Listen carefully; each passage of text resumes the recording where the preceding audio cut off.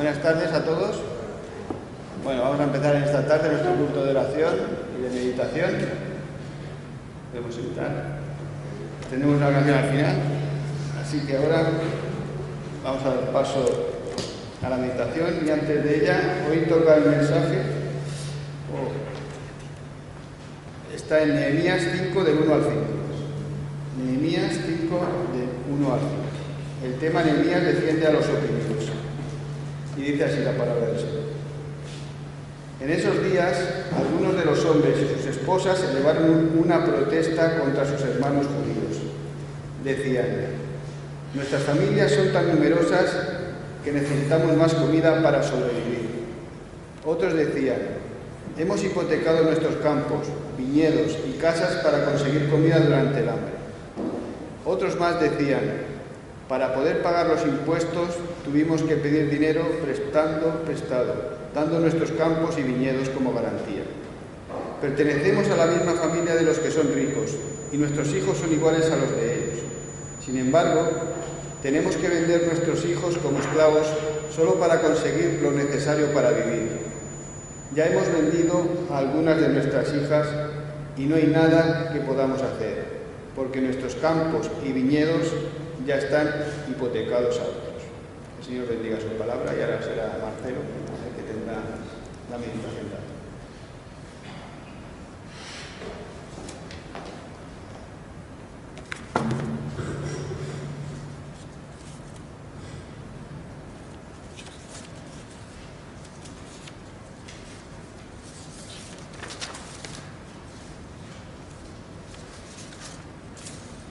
Qué situación más difícil que nos encontramos hoy en el texto. Pero a pesar de que es una situación muy compleja, creo que no nos es extraño todo lo que está sucediendo aquí en Jerusalén. Si vemos la número 2, Emilio, vemos que hemos venido viendo cómo Nehemías comenzó a liderar toda esta reconstrucción del muro de Jerusalén y acabamos de ver en el capítulo 4 que habían venido reconstruyendo, por ser más correcto, reconstruyendo el muro y lo habían hecho a un muy buen ritmo, inclusive teniendo en cuenta que había habido una oposición muy fuerte, una oposición que, como veíamos en los capítulos anteriores, venía principalmente de enemigos externos a este equipo de reconstructores, ¿no? Pero nuestro capítulo 5 comienza con una palabra que dice entonces, y la verdad que lo que vamos a ver que sucede es bastante duro, ¿no? Porque de pasar a tener toda una oposición externa, como la que habíamos visto a través de Sanbalat, de los árabes, de toda la gente que se oponía al proyecto, ahora vamos a ir viendo que se produce un enemigo opositor interno en el grupo, que es el que va a poner en jaque a la reconstrucción de la muralla. Como decíamos, el pueblo había hecho una gran labor, habían hecho un trabajo excepcional poniendo piedra sobre piedra y en los últimos capítulos que hemos meditado habían llegado a la mitad del muro, pero ahora va a surgir un enemigo interno que va a poner, como decimos, un freno a toda esta reconstrucción. Y en la número 3 vemos también cómo había quedado el muro, ¿no?, alrededor de toda la ciudad. Pero cuando recordamos lo que ha leído Javi de estos versos que nos tocan hoy, vemos que como decíamos, ¿no?, varias cuestiones como las que menciona son muy normales a fecha de hoy. Por ejemplo, nos ha hablado de una sobrepoblación de que se produce en Jerusalén, porque claro, de pronto la ciudad, después de tantos años de haber estado abandonada en el exilio, viene de nuevo todo un flujo de habitantes, de gente que la colapsa. Y creo que también eso, a fecha de hoy, para nosotros es todo un tema, ¿no? Si vemos la número 6, me gustaba ver que para nosotros también en nuestro mundo de hoy somos 7.500 millones de gente que estamos sobrepoblando nuestro planeta, estamos agotando recursos alimentarios y no alimentarios, energéticos, y bueno, el texto nos está planteando esto como algo normal de hace tantos siglos, ¿no? Y aquí también nos habla de que hubo una hambruna. El verso 3 está hablando de que hubo una hambruna, ¿no? Al final del verso 3 dice a causa del hambre. Esto es otro elemento también que vamos a ver que está afectando a este grupo de gente que está reconstruyendo. Y bueno, a nosotros también, a fecha de hoy, tenemos, quizás no es nuestra iglesia en sí, pero sí tenemos iglesias locales que están enfrentando esas situaciones, quizás en otros continentes. Me ha golpeado mucho escuchar la situación de la capital de Sudáfrica estos días, que están luchando para no quedarse sin agua por la sequía que les afecta. Y en una de las noticias de Crónica escuchaba a una creyente que decía que solo esperan un milagro que los pueda ayudar porque se estima que hacia mediados de abril se quedarían sin una gota de agua. Está el gobierno a punto ya de comenzar a racionar el agua. Y también aquí vamos a ver otro elemento que nos dice el texto, que es la presión fiscal, los altos impuestos que tenían que enfrentar este grupo de gente, ¿no? Y creo que lo más duro que vamos a analizar es este enemigo interno, que aprovechándose un poco de toda esa situación, de toda esa crisis, quieren sacar partido y hacer negocio a través de la usura, ¿no? Algo que vamos a ver que es bastante patético, ¿no? Y dice, según la número 4, Emilio, que toda este mix de cosas que estamos hablando produce un gran clamor, ¿no? Dice que la gente llegó un momento que comenzó a rebelarse por todo lo que estaba sucediendo. Creo que a fecha de hoy nosotros le llamaríamos una manifestación o un tumulto, ¿no? Como es tan normal también. Esta semana ha habido muchos tumultos en Alemania, huelgas de fábricas automotrices. Aquí en España también era noticia la huelga Sí, y también había huelgas por el tema de la liga de básquetbol. Y creo que son cosas que, como decía al principio, no son situaciones que son extrañas para nosotros, y ellos lo están enfrentando con mucha impotencia, porque dice que esto llegó a hacerlos explotar, ¿no? Dice que hubo un gran clamor y que eso entendemos que hizo frenar el trabajo que ellos venían haciendo. Recordemos que todo esto tiene una aplicación personal para nosotros, ¿no? O sea, nosotros no estamos trabajando en un muro, pero sí el Señor tiene un proyecto en el cual nosotros estamos alineados, y bueno, estas cosas también a nosotros nos pueden afectar, ¿no? Y creo que si empatizamos un poco con ellos, también nosotros podemos recibir ese consuelo de parte de Dios, porque como vamos a ir viendo, la soberanía del Señor está allí presente y Él no pierde el control, y Él poco a poco nos va haciendo ver que va transformando todo el mal en bien. Y como también estamos viendo, ¿no? O sea, el mal es una constante que viene desde la antigüedad y que va atravesando todas las épocas. En esta época está sucediendo esto. A fecha de hoy, como decimos, para nosotros es algo similar, con otros matices. Y entonces dice el texto que declararon como una especie de huelga, ¿no? Y manifestación por esto que está sucediendo. Entienden que no hay justicia. Y como decimos, temporalmente se para la construcción del muro. Ellos quieren expresar su indignación, quieren reclamar. Y las quejas, como dice en el verso 2, tienen que ver porque se ha agotado la comida. No tienen qué comer. Verso 2 dice que no hay alimentos. Las familias eran grandes, eran familias numerosas y no tienen comida. El verso 3 nos habla de que han tenido que hipotecarse, nos habla de que han tenido que tomar préstamos para coger recursos y poder pagar las deudas en las cuales están incurriendo. Pensemos también que, por ejemplo, a fecha de hoy, cuando se dan estos desabastecimientos, si es que uno consigue algo, por ejemplo, en países que están en una crisis muy profunda como en Venezuela u otros países, los productos suben muchísimo de precios. Entonces a ti a lo mejor comprar 1 kilo de pan te cuesta el ojo de la cara. Y esta gente está atravesando por esta situación.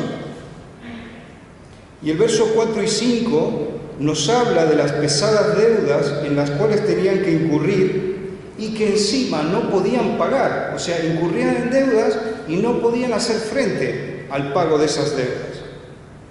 Creo que la verdad que es una situación de muy alta tensión, y creo que hay una sensación como de pánico, ¿no?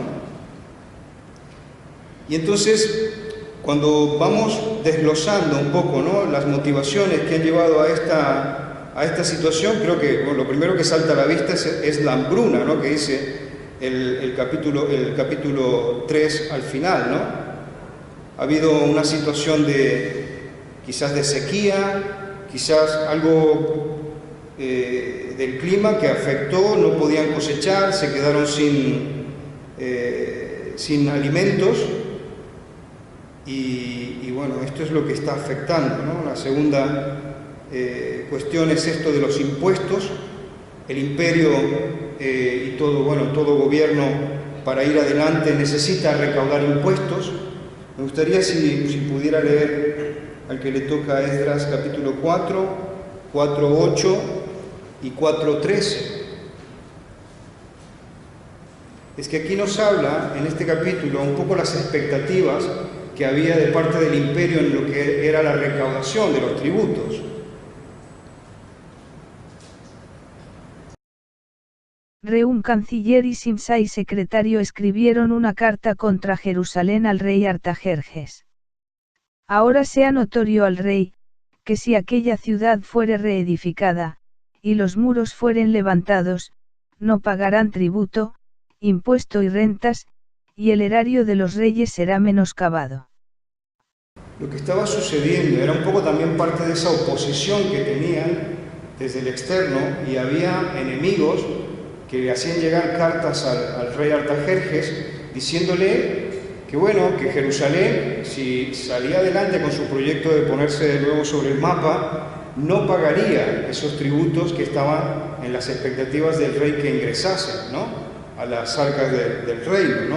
Entonces el rey los estaba presionando con esa solicitud, ¿no?, de tributación. Y es por esto que ellos dicen, ¿no?, que están tomando préstamos no solamente para pagar el sobrecoste de lo caro que estaban las cosas, que no encontraban ni siquiera porque había este desabastecimiento, sino que también tenían que hacer frente a esos tributos que eran muy pesados, ¿no? Y aunque ellos estaban a 1.300 y pico de kilómetros de la capital de Persia, no estaban exentos de la obligación de contribuir con el reino, ¿no? Aparte, también tenemos que agregar el factor de la corrupción, que nosotros también hoy sabemos de qué va, que te cobran impuestos a veces mucho más altos de los que correspondería, y en esa época también era muy normal que los recaudadores tenían que aumentar, aparte de lo que le pedía el gobierno que tenían que cobrar, como ellos llevaban comisiones, tenían que aumentar la presión de los impuestos, ¿no? Y ahora entramos al tema este de la usura que comentaba al principio, ¿no?, porque realmente es una cuestión muy grave, ¿no? La usura se refiere a una situación de que cuando tú pides un préstamo te cobran, ¿no?, una tasa por usar ese dinero. Pero la usura se da cuando esa tasa de interés que te cobran es muy superior a lo que sería una cuestión de mercado normal, ¿no? Y eso es lo que está pasando aquí. En el verso 5 leemos que dice: nuestra carne es como la carne de nuestros hermanos, nuestros hijos como sus hijos. Y aquí que nosotros dimos nuestros hijos y nuestras hijas a servidumbre, y algunas de nuestras hijas lo están ya. Y no tenemos posibilidad de rescatarlas, porque nuestras tierras y nuestras viñas son de otros. Entonces, dentro de este grupo de gente había algunos que tenían recursos y prestaban a los que se estaban quedando sin dinero. Y entonces les cobraban un interés que ya era alto, pero como se atrasaban en las deudas para pagar, cada vez le aumentaban más el interés que tenían que pagar. Y cuando ya no tenían dinero para hacer frente a la deuda que tenían que pagar, entonces existía la posibilidad que ellos se dieran en servidumbre, se decía, y entonces ellos pasaban a ser como empleados. La Escritura no preveía que fueran esclavos, pero sí podían con sus servicios pagarle a estos que tenían la deuda con ellos. Y entonces dice que comenzaron a darse en servicio primero los adultos y después hasta los hijos tenían que poner en servidumbre para poder pagar lo que estaban debiendo. Y claro, todo esto lo vemos que se pone cada vez más grave, ¿no? Pero lo más difícil es cuando te das cuenta que los usureros eran también creyentes.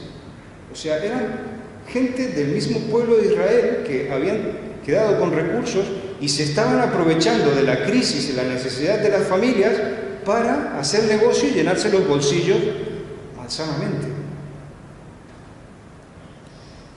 Y como vemos, esto es un ataque interno realmente muy grave, ¿no? Porque los hermanos, estos que estamos diciendo, hermanos, entre comillas, han abusado de la necesidad y los habían esclavizado prácticamente. Ya no se trataba ni de Sanballat, ni de Tobías, ni de los árabes, sino que dentro de ellos mismos habían surgido estos personajes, ¿no?, que eran usureros con el pueblo, ¿no?, y se aprovechaban. Cuando el pueblo tenía como un frente común a todos los enemigos externos, se unían, combatían y seguían adelante. De hecho, en los capítulos anteriores veíamos que Nehemías los coordinaba y con las espadas permanentemente allí calzadas, estaban ahí con una mano poniendo las piedras y con la otra esperando por si los atacaban, ¿no? Pero claro, aquí ¿cómo hacían para luchar contra este enemigo interno? Era muy difícil lo que les estaba sucediendo. Leemos Salmo 55, 12 y 12, 14 y 41, 9. Creo que le di a Julio. ¿Por qué no me afrentó un enemigo? Lo cual habría soportado. Ni se alzó contra mí el que me aborrecía. ¿Por qué me hubiera ocultado de él? Aun el hombre de mi paz, en quien yo confiaba, el que de mi pan comía. Alzó contra mí el calcañar.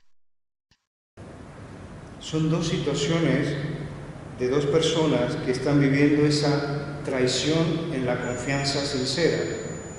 Uno es el salmista, que está hablando de un amigo sincero, que lo ha traicionado.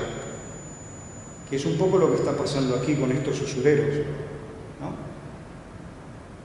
No es lo mismo que si a ti te traiciona uno que no es de la iglesia, por ejemplo, o de tu familia, que cuando sí lo es. El otro texto que ha leído Julio es un salmo profético sobre Cristo, que está profetizando sobre lo que tendría que soportar de Judas, el discípulo que le entregó. Uno que el Señor se dedicó a formarlo durante tanto tiempo, le dio su amor, su afecto, su aprecio, y sin embargo, no le importó nada, ¿no? Él lo traicionó al Señor Jesús y lo entregó al Sanedrín. Y creo que, por ejemplo, nosotros a fecha de hoy, ¿cómo lo podríamos entender? Supongamos que Javi se tiene que ir de vacaciones y me encarga de que yo me quede a cuidar su casa. Y él se va de vacaciones y cuando vuelve, yo le he hecho desvalijar la casa. Seguramente que se va a sentir fatal por todo lo que ha perdido, ¿no? Pero lo que peor le sentará es que lo haya hecho yo, que yo que soy su amigo, su hermano en Cristo, lo haya defraudado.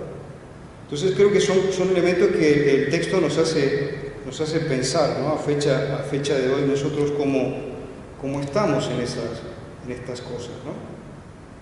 Ellos tenían las advertencias de las Escrituras, porque el Señor había advertido que era un problema abusar de los hermanos en necesidad, que tiene Éxodo 22, 25 y Levítico 25, 35, nos puede dar también otras pistas. Cuando prestes dinero a uno de mi pueblo, al pobre que está contigo, no te portarás con él como usurero ni le cobrarás intereses. Si tu hermano empobrece y recurre a ti, tú lo ampararás, como forastero y extranjero vivirá contigo. No tomarás de él usura ni ganancia, sino tendrás temor de tu Dios, y tu hermano vivirá contigo. No le darás tu dinero a usura ni tus víveres a ganancia. Si tu hermano empobrece estando contigo, y se vende a ti, no lo harás servir como esclavo. Como criado, como extranjero estará contigo, hasta el año del jubileo te servirá. Entonces saldrá libre de tu casa junto con sus hijos, volverá a su familia y regresará a la posesión de sus padres, porque son mis siervos, los cuales saqué yo de la tierra de Egipto, no serán vendidos a manera de esclavos. No te enseñorearás de él con dureza, sino tendrás temor de tu Dios. Quería que leyéramos esto porque también, como decía, son unas pistas de que ellos ya tenían instrucciones de parte del Señor de cómo debía ser la ética, ¿no? O sea, si ellos veían que un hermano estaba en dificultades, tenían que ayudarle, pero no llegar a este punto de la usura y de aprovecharse de hacer negocios al punto que vemos que ha sucedido aquí, ¿no? Creo que esto nos deja un par de retos, ¿no? Haber tratado estos versículos. Al meditarlos creo que nos quedan dos retos. Y primero que, como decíamos, no es extraño esto para nosotros. En la historia bíblica vemos que esta decadencia en la cual entramos como raza ha mantenido una constante, ¿no? Y ha tomado distintos matices, como decíamos, y nosotros a fecha de hoy lo enfrentamos con otras características, ¿no? Y por lo tanto, como cantábamos al principio, ¿no? Esta canción que el Señor dio a Manuel que cantemos, ¿no? Que tenemos que tomar de la Escritura ese aliento de confiar en el Señor, porque como ya vamos a ver más adelante, el Señor va transformando todo este mal en bien. Poco a poco Él lo va transformando y lo va haciendo, y bueno, creo que es lo que nos deja la Escritura, ¿no? Como consuelo, ¿no? Que cada uno en nuestras vidas tenemos que confiar en esa soberanía de Dios, en ese plan que Él tiene, ese plan maestro, y también cómo ese plan maestro encaja en nuestras vidas, cómo Él cuenta con nosotros en ese plan maestro. Y me gusta siempre volver, ¿no? A Génesis 50-20, este texto que nos habla en modo sintético de las conclusiones de José. ¿Quién le dio así Génesis 50-20? Vosotros pensasteis mal contra mí, mas Dios lo encaminó a bien, para hacer lo que vemos hoy, para mantener en vida a mucho pueblo. También tenías Lucas, ¿no? Lucas 8, 22, 25. Aconteció un día, que entró en una barca con sus discípulos, y les dijo, pasemos al otro lado del lago. Y partieron. Pero mientras navegaban, él se durmió. Y se desencadenó una tempestad de viento en el lago, y se anegaban y peligraban. Y vinieron a él y le despertaron, diciendo: Maestro, maestro, que perecemos. Despertando él, reprendió al viento y a las olas, y cesaron, y se hizo bonanza. Y les dijo: ¿Dónde está vuestra fe? Y atemorizados, se maravillaban, y se decían unos a otros: ¿Quién es este, que aun a los vientos y a las aguas manda, y le obedecen? He querido leer estos dos textos porque creo que nos iluminan lo que tenemos que meditar, en el sentido de que la soberanía del Señor siempre permite que ese mal que se nos presenta sea transformado a bien en nuestras vidas. Y lo que dice aquí José cuando termina todas sus peripecias es esto, ¿no? Él declara, todo lo que ustedes pensaron para mal, en mi vida el Señor lo ha transformado para bien. Y aquí el otro texto de Jesús en la barca también me hacía pensar cuando el Señor se despierta, ¿no? Y responde a los discípulos, y el Señor les hace como un reproche, ¿no? Hay una de las versiones que dice, ustedes no confían en mí, porque el Señor se había dormido, porque estaba cansado. Pero eso no quería decir que él hubiese perdido el control de la barca. De hecho, por ejemplo, un día cuando predicó Eduardo Brasil sobre este tema, me di cuenta que cuando ellos terminan el viaje, caen a las costas del Gadareno, y el Señor hizo desviar el barco para llegar a salvar al Gadareno. Y entonces lo que les reprocha a los discípulos es esa falta de confianza, que no estaban confiando en Él, ¿no? Y creo que nosotros tenemos que confiar en ese sentido, en que el Señor sí nos ama y no va a despreocuparse de nosotros, por más que a veces parece que está un poquito allí descansando, ¿no? Pero Él no ha perdido el control. Y todo el mal que nos pueda sobrevenir, Él lo va a transformar en bien. Ese es el primer reto, por un lado, que quería que tomemos. Y el segundo reto me parece que, pensando, ¿no?, un poco en ese corazón retorcido que hemos visto, ¿no?, que llevó a estos hermanos a aprovecharse de sus propios hermanos. Creo que es un combate que nosotros tenemos abierto en modo permanente. Lo tenían ellos, lo tenemos nosotros, porque nosotros no somos diferentes en nuestro corazón. Jeremías 17:9 es súper claro en esto. Nuestro corazón es corrupto, malvado, perverso. Y creo que tenemos que combatir. Me gustaba mucho que terminemos leyendo 2 versículos, nada más, que los voy a leer yo para luego comenzar a orar, que creo que son muy interesantes, ¿no?, para que nosotros no desmayemos, ¿no?, en esta lucha que tenemos constante, ¿no? Y se encuentra en Efesios 4, 31 y 32, y es un texto donde Pablo está hablando y enseñando a los efesios sobre la vida nueva en Cristo, ¿no? Y entonces aquí les dice, en 4, 31 y 32, les dice, quítense de vosotros toda amargura, todo enojo, ira, gritería, maledicencia y toda malicia. Antes sed benignos unos con otros, misericordiosos, perdonándoos unos a otros, como Dios también os perdonó a vosotros en Cristo Jesús.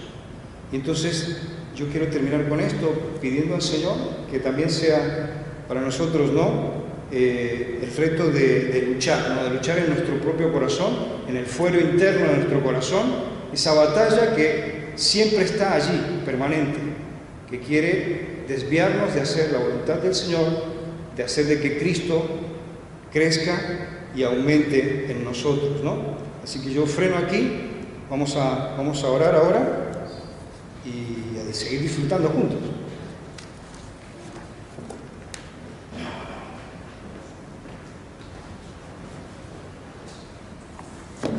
Muchas gracias, Marcelo, por tu trabajo. Estábamos leyendo el texto que nos tocaba hoy y pone abolición de la usura. ¿Alguno cree que la usura se ha abolido en el tiempo que estamos? Nos damos cuenta, yo me acuerdo cuando me compré el piso y tuve que pedir un préstamo, pagaba un 20% de interés. Hoy en día los intereses también están altos. Bueno, ahora están bajos porque no se conceden ni préstamos. Pero yo creo que el hombre, como siempre ha basado su poder en el dinero, el que ha prestado dinero siempre ha querido dar un interés más alto para poder aprovecharse de eso. Entonces yo creo que la usura, mientras el hombre sea hombre y sea pecado, existirá, porque lo que quiere es poder sobre el dinero. Y luego también vemos que la gente pasaba hambre. Yo creo que en nuestra generación no hemos llegado a pasar hambre, pero yo he escuchado a mi padre lo malo que es pasar hambre. Y la confianza que tenemos en el Dios que tenemos, en el Dios tan grande, el Dios que es amor,